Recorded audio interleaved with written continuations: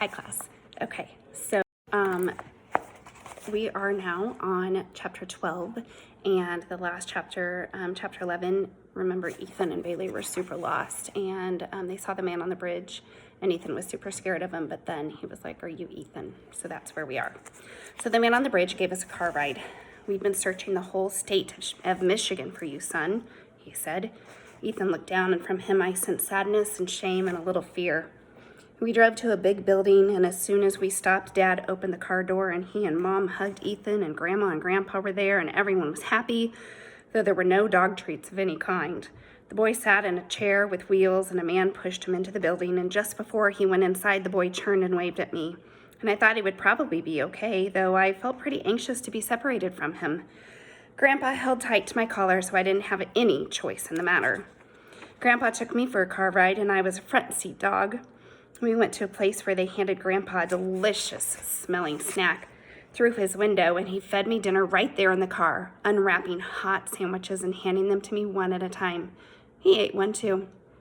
"Don't tell Grandma about this," he said. When we got home, I was startled to see Flair standing in her usual place in her yard, regarding me with a slack expression. I barked at her through the car window until Grandpa told me to stop barking. The boy was only gone one night, but it was the first time since we'd been together that I slept without him, and I paced the hallway until Dad shouted, "Lie down, Bailey." I curled up in Ethan's bed and fell asleep with my head on the pillow, where his scent was the strongest. When Mom brought Ethan home the next day, I was overjoyed, but the boy's mood was somber. Dad told him he was a bad boy. Grandpa talked to him in front of the gun cabinet. Everyone was tense, and yet nobody so much as mentioned the name Flair, and it was Flair who was the cause of the whole thing. I realized that because no one else had been there, they didn't know what had really happened and were mad at the boy instead of the horse. I was angry enough to want to go outside and bite that horse, but I didn't, of course, because the thing was huge. The girl came over to see the boy, and the two of them sat on the porch and didn't talk much, just sort of mumbled and looked away from each other. "Were you scared?" the girl asked. "No," the boy said. "I would have been scared." "Well, I wasn't." "Did you get cold at night?" she pressed. "Yeah, pretty much." "Oh, yeah." I alertly followed this exchange, sifting carefully for words such as Bailey, car ride, and treats, hearing none of them, and I put my head down and sighed. The girl reached down and petted me, so I rolled on my back for a tummy rub. I decided I liked the girl and wished she visited more often and brought more of those biscuits and gave me some. Then before I was ready, Mom packed up and we took the long car ride that meant school was coming. When we pulled in the driveway at home, several of the children came running over, and Marshmallow and I got reacquainted on the lawn, slipping right into our ongoing wrestling match. There were other dogs in the neighborhood, but I liked Marshmallow the best, probably because I saw her nearly every day when the boy went to stay with Chelsea's mother after school. Often when I would head out through the open gate on an adventure, Marshmallow would be out too, and would accompany me while we explored the issue of other people's trash cans. So I was alarmed to hear Chelsea leaning out of her mother's car one day calling, "Marshmallow, Marshy, here, Marshmallow." Chelsea came over to talk to Ethan, and before long, all the kids in the neighborhood were calling Marshmallow's name. It was clear to me that Marshmallow had been a bad dog and had gone off somewhere on her own adventure. Her scent was most recent in the area of the creek, but there were so many children and dogs. I didn't have a good sense of what direction she'd taken. Chelsea was sad and cried, and I felt bad for her and put my head in her lap, and she hugged me. Todd was one of the children who were helping to look for Marshmallow, and curiously, her scent was on his pants. I sniffed him carefully, and he frowned and pushed my head away. His shoes were muddy, and Marshmallow's scent was strong there too, plus other things I couldn't identify. "Come on, Bailey," Ethan said when he saw Todd's reaction to my examination.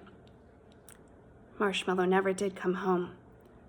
I remembered my first mother running out the gate and into the world without a look back.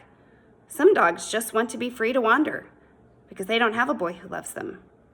Eventually, Marshmallow's scent faded from the wind, but I never seemed to stop sniffing for her.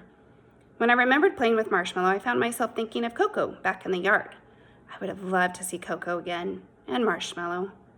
But I was beginning to understand that life was far more complicated than it appeared to be in the yard, and it was people who were in charge of it, not dogs. What mattered was not what I wanted. What mattered was that I was there in the woods when Ethan was cold and hungry, keeping him warm at nights, being his companion.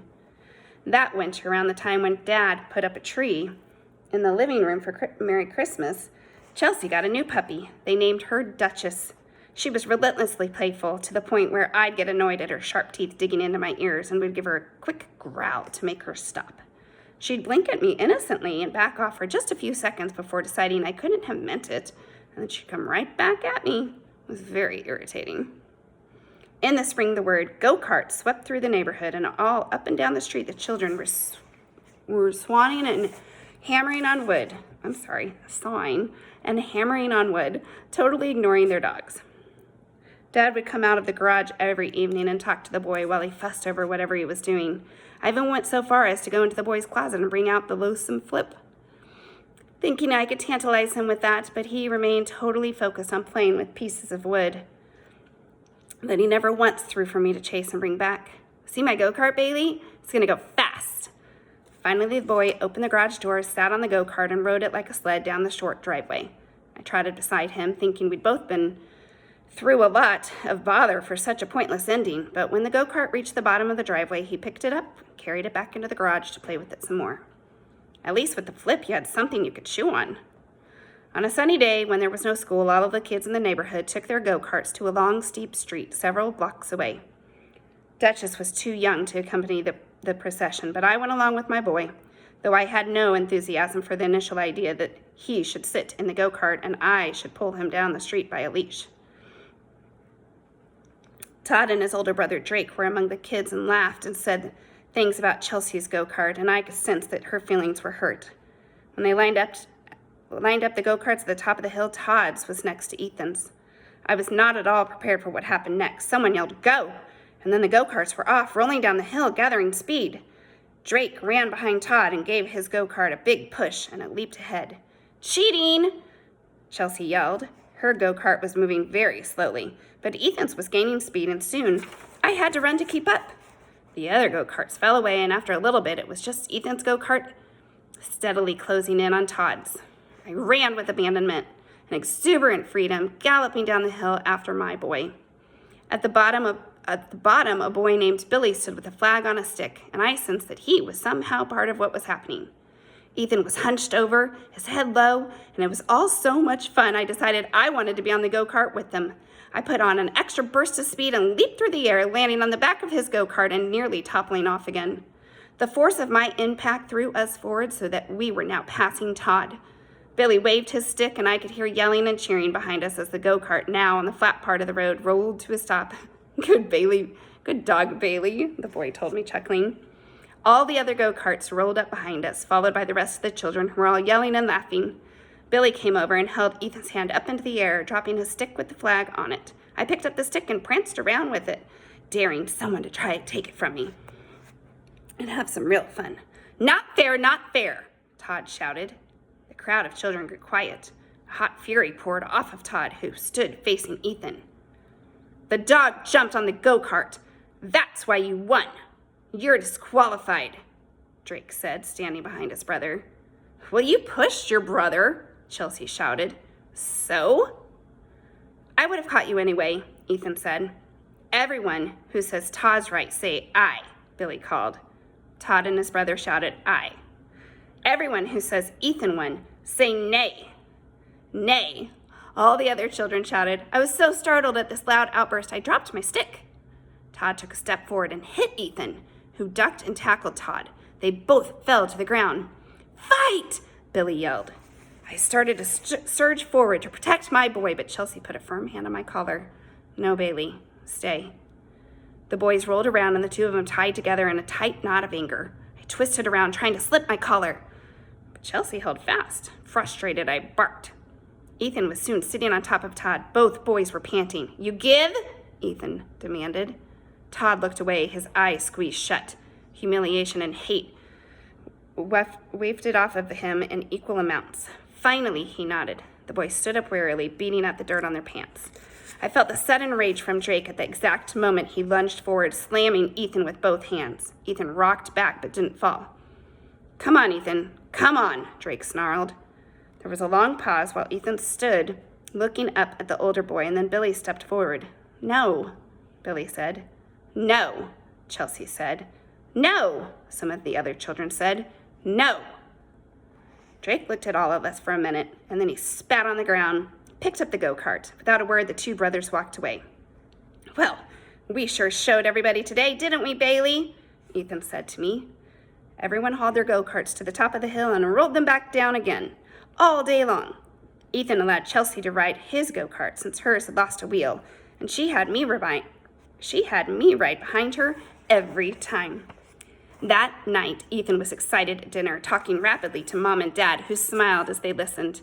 It took a boy a long time to fall asleep, and after he did so, his restlessness made me slide off the bed and lie on the floor. This meant I wasn't really asleep when I heard a huge crash from downstairs. "What was that?" the boy asked me. Sitting bolt upright in bed, he jumped down onto the floor as the lights came on in the hallway. "Ethan, stay in your room," Dad told him. He was tense, angry, and afraid. "Bailey, come." I obediently eased down the stairs with Dad, who moved cautiously and turned on the lights in the living room. "Who's there?" he asked loudly. Wind blew the curtains on the front window, a window that was normally never open. "Don't come down with bare feet," Dad shouted. "What is it?" Mom asked. "Someone threw a rock through our window. Stay back, Bailey." I sensed Dad's concern, sniffed around the room at all the glass. On the floor was a rock, little shards of the window clinging to it. When I put my nose to it, I instantly recognized the smell. Todd.